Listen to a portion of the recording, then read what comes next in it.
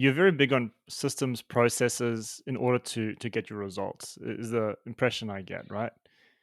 And yet relationships are very important to you from a, in terms of that's how your whole approach to sales has been, is that return on relationship. How do you systemize relationships? Are there things that you do, that processes that you have in place that help you to build better relationships? Because the two seem to be a bit counterintuitive, right? Like you wouldn't put one with the other necessarily, but do you see an overlap there? So go back to the beginning of our conversation. I talked about intention. I legitimately am okay if you don't buy from me.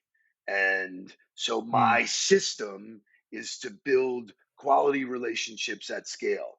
And if I did that on a daily basis, and regardless of the time of life for me, whatever tools were available, it was going to networking events, it was being visible at sporting events, or being ahead of it in social media, creating awareness of who you are and legitimately and genuinely engaging in positive relationships, not to sell them. People understand that. People know when your agenda is to sell them, they feel it. Um, and yeah. even if you fake it in the beginning, the first time they go, aha, I knew it. So if you Yeah. systematize that and say, the work I need to do every day is based on making 5 new relationships every day, not 5 sales, 5 new relationships.